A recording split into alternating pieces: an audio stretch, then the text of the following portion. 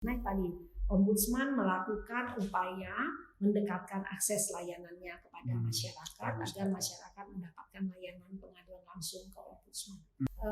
Si pelaksana, kalau itu di tingkat pelaksana, dia bisa diberikan sanksi oleh atasannya. Jadi bukan Ombudsman kan tidak memberikan sanksi ya, gitu ya, maka atasannya yang akan memberikan sanksi. Gitu.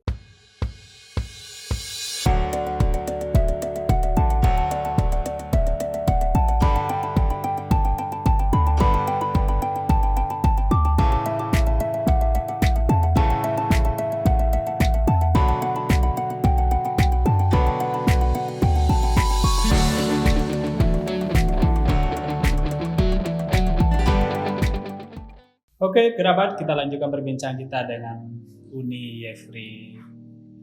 Uni, tadi kita udah berbincang banyak tentang Ombudsman, tugas dan fungsinya, termasuk cara melaporkannya dan penanganannya ya.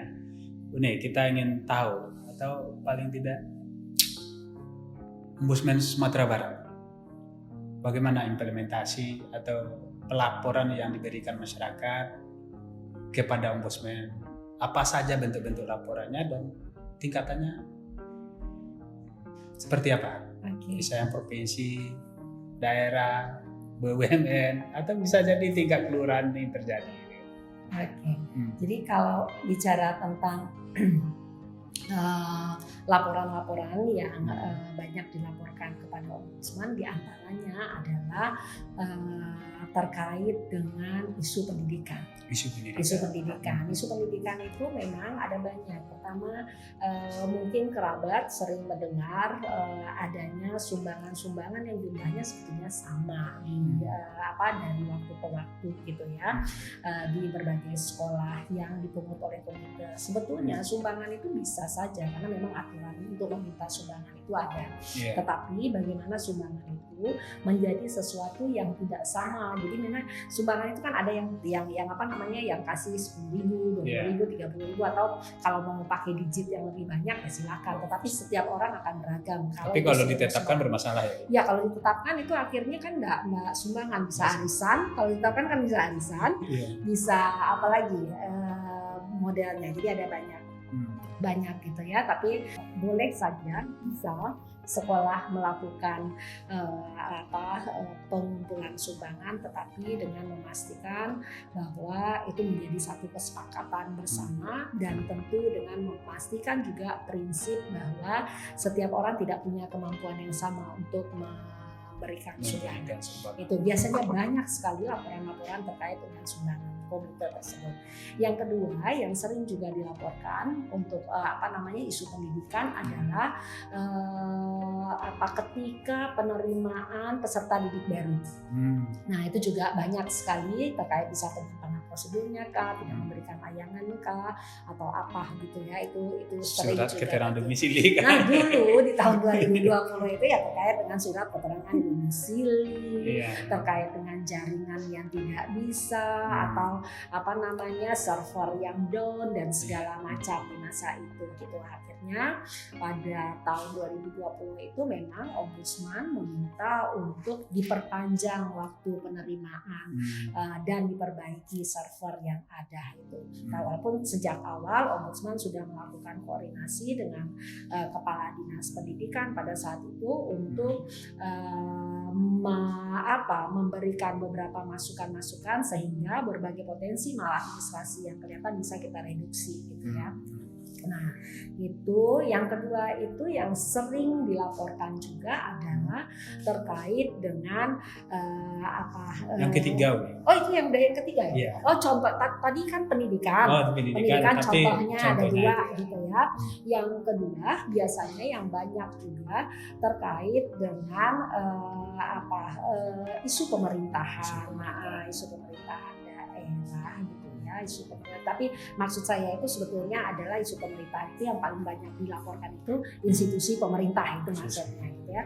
Tapi isunya itu kalau untuk isu itu bisa isu kesehatan juga, itu sering juga menjadi laporan terbanyak gitu ya. Pelayanan kesehatan berarti ya? Iya layanan kesehatan, ini layanan dasar kan gitu ya, layanan dasar, terus juga terkait infrastruktur juga gitu ya, itu juga termasuk apa yang juga sering banyak dilaporkan oleh masyarakat.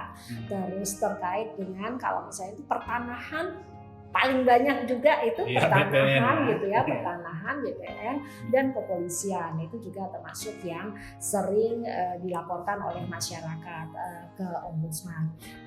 BPN misalnya keluar atau tidak proses keluarnya sertifikat, pengukuran dan segala macamnya gitu. Kalau kepolisian memang kadang-kadang soal prosedur yang nggak jelas dan segala macamnya, tidak memberikan layanan juga sering dilaporkan substansinya ketika di kepolisian itu gitu. Nah memang sebetulnya kita membangun bersama-sama, jadi kerabat kita sama-sama nih membangun kesadaran kita bahwa kita punya hak untuk mendapatkan layanan publik yang berkualitas gitu. Untuk mendapatkan layanan publik yang berkualitas itu tentu kita sebagai pengguna layanan perlu juga memahami aturan-aturan. Jadi salah satu yang menjadi kewajiban kita sebagai masyarakat pengguna pelayanan publik memahami aturan yang berlaku di penyelenggara layanan tersebut. Kalau aturan tersebut tidak dilakukan, artinya kita mudah untuk menyampaikan keluhan kita. Kenapa tidak seperti ini, ya kan?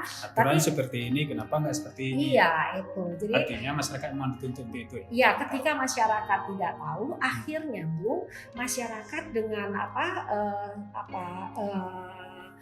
ikhlas atau tidak ikhlas gitu akhirnya sering memberikan sesuatu kepada penyelenggara, baik itu dalam bentuk uang ataupun dalam bentuk barang dan jasa. Pemberian ini gitu ya, menerima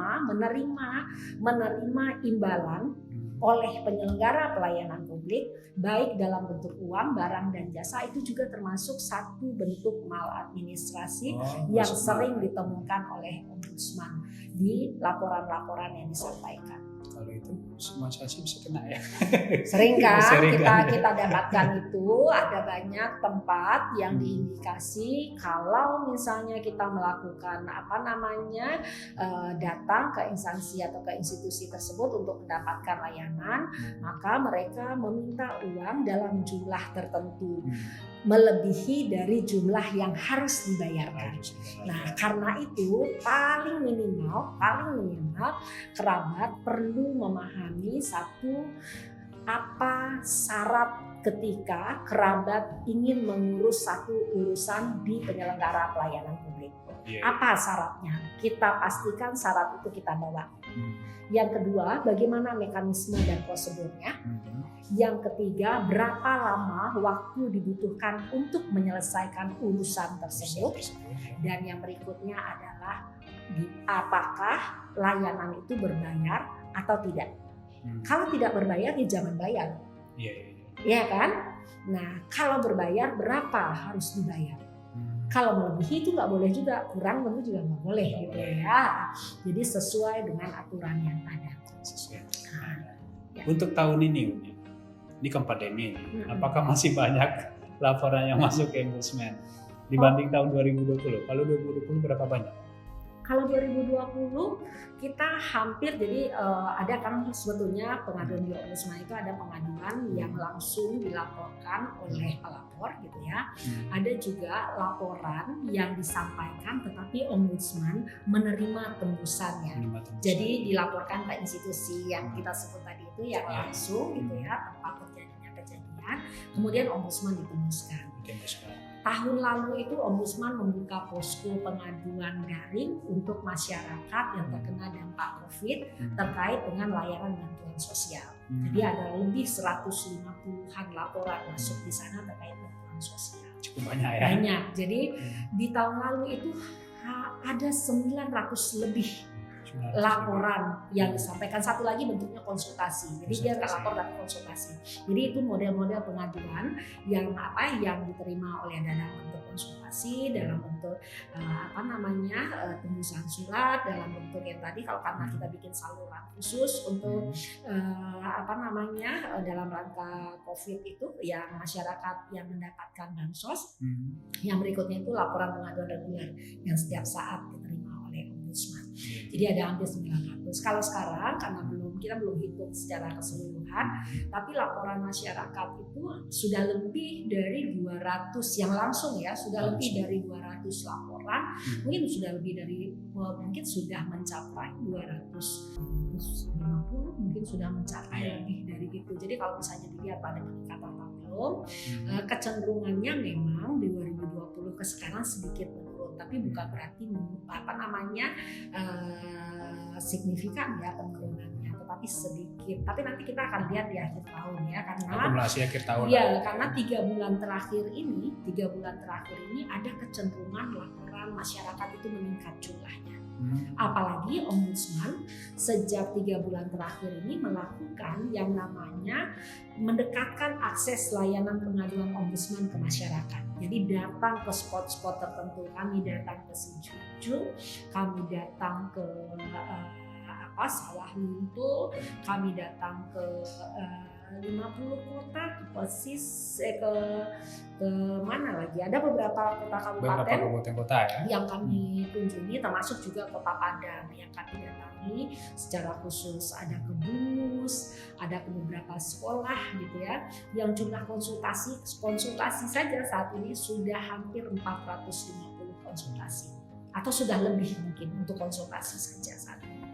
Dan sebagian besar konsultasi itu menyangkut administrasi. Ya, konsultasi itu besar juga kemungkinan menjadi laporan, beberapa di antaranya menjadi laporan gitu. Kalau misalnya masyarakat merasa bahwa ini dilaporkan aja lah gitu ya, jadi memang ada yang seperti itu menjadi laporannya gitu. Dan mungkin ya kalau kita lihat juga mungkin kecenderungannya itu tidak menjadi menurun dengan meningkatnya jumlah konsultasi. Jadi kalau tadi saya pikir ini kemungkinan menurun, tapi setelah saya lihat lagi kita ingat lagi konsultasi saja pada saat ini sudah lebih mungkin dari 450 konsultasi, itu sepertinya kecenderungannya itu tidak menurun. Karena tadi Ombudsman melakukan upaya mendekatkan akses layanannya kepada masyarakat agar masyarakat mendapatkan layanan pengaduan langsung ke Ombudsman. Jika ada masalah soal maladministrasi tadi, biasanya penyelesaiannya seperti apa? Jadi kalau ada dugaan maladministrasi yang dilaporkan ke Ombudsman, maka masyarakat pertama laporan itu disampaikan ke Ombudsman ke satu bidang yang namanya bidang penerimaan dan verifikasi laporan. Bidang itu memastikan bahwa dokumen laporan itu lengkap gitu ya, dokumen persyaratan, formil dan materialnya lengkap. Kemudian setelah dianggap lengkap, laporan itu dibawa ke rapat perwakilan untuk memastikan laporan itu akan lanjut ke pemeriksaan atau pemeriksaan yang ada di Provinsi Sumatera Barat atau dia tidak diterima. Jadi ada laporan juga yang tidak diterima gitu ya, karena memang bisa saja substansinya tidak kewenangan Ombudsman gitu ya, atau ditemukan sudah lewat dari 2 tahun atau hal yang lain gitu, atau ternyata pelapornya adalah penyelenggara pelayanan itu sendiri gitu. Jadi melaporkan diri sendiri. Iya, Ombudsman tidak menerima laporan dari penyelenggara pelayanan itu sendiri, dia harus menggunakan mekanisme mereka sendiri gitu. Nah, jadi setelah diterima di rapat perwakilan, maka kepala perwakilan akan mendisposisikan laporan itu kepada asisten pemeriksa laporan. Nah, asisten pemeriksa laporan memulai kerja pemeriksaannya setelah membuat satu dokumen yang disebut dengan laporan hasil pemeriksaan dokumen. Jadi diperiksa lagi dari PVL, bagian periksa nanti akan memeriksa lagi dokumennya gitu ya. Dan selanjutnya melakukan permintaan penjelasan baik langsung ataupun tidak langsung kepada institusi terlapor. Jadi meminta klarifikasi. Iya, meminta klarifikasi atau penjelasan. Kemudian setelah mereka menjawab, ada proses penyampaian perkembangan hasil proses pemeriksaan kepada pelapor. Kemudian proses yang sama bisa terjadi kalau memang ada lagi yang harus kita perdalam terkait bagaimana kita mencari atau melihat apakah dugaan itu ditemukan atau tidak dari hasil pemeriksaan. Dan kemudian pertanggungjawaban akhirnya itu adalah asisten ombudsman yang melakukan pemeriksaan harus membuat laporan akhir hasil pemeriksaan.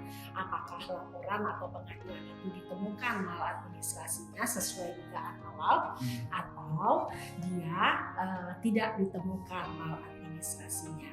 Nah, kalau ditemukan kalau ada dugaan itu sepanjang pemeriksaan kita lihat ada kecenderungan ditemukan maladministrasinya, maka ombudsman mendorong si penyelenggara itu melakukan perbaikan, karena prinsip kerja ombudsman itu adalah magistrator of influence, jadi memberikan pengaruh baik untuk dilakukannya perbaikan. Kalau tidak mau orang yang bersangkutan bagaimana? Penyelenggara kalau tidak mau, jadi kalau penyelenggara tidak mau melakukan, maka kita melakukan tidak mau melakukan perbaikan pada saat pemeriksaan itu ya, kita akan membuat yang namanya saran untuk tindakan korektif. Jadi setelah pemeriksaan kita menyampaikan tindakan korektif yang harus mereka lakukan. Tindakan korektif itu kita memberikan waktu sampai 30 hari untuk penyelenggara layanan itu untuk melakukan perbaikan. Jika masih tidak mau melakukannya, maka ombudsman perwakilan akan menyerahkan laporan ini ke ombudsman pusat ke bagian yang namanya resolusi dan monitoring gitu ya. Jadi nanti kantor pusat lah yang akan melakukan pemeriksaan lanjutan kepada institusi terkait. Tapi sampai kali ini sepanjang saya ada di ombudsman belum ada. Iya, nggak ada. Tapi saya pernah menerima beberapa laporan lama gitu ya, yang harus ditindaklanjuti tindakan korektifnya. Tetapi di tahun lalu ada beberapa yang itu laporan yang lama juga yang harus punya tindakan korektif. Itu semua tindakan korektifnya ditindaklanjuti oleh pemerintah, terutama oleh kepala daerah. Artinya cukup responsif juga pemerintah. Ya, tapi kalau misalnya sebetulnya kalau penyelenggara layanan publik tidak merespon saran ataupun tindakan korektif, apalagi rekomendasi ombudsman, maka si pelaksana, kalau itu di tingkat pelaksana, dia bisa diberikan sanksi oleh atasannya. Jadi bukan ombudsman kan tidak memberikan sanksi ya, gitu ya, maka atasannya yang akan memberikan sanksi. Itu yang paling berdasarkan hasil pemeriksaan dari ombudsman. Dan setiap institusi penyelenggara pelayanan publik itu kan harus memastikan bahwa institusinya membuat standar pelayanan publik. Nah, bila institusi itu tersebut tidak memastikan bahwa setiap produk layanannya punya standar pelayanan publiknya, mereka juga bisa menerima sanksi.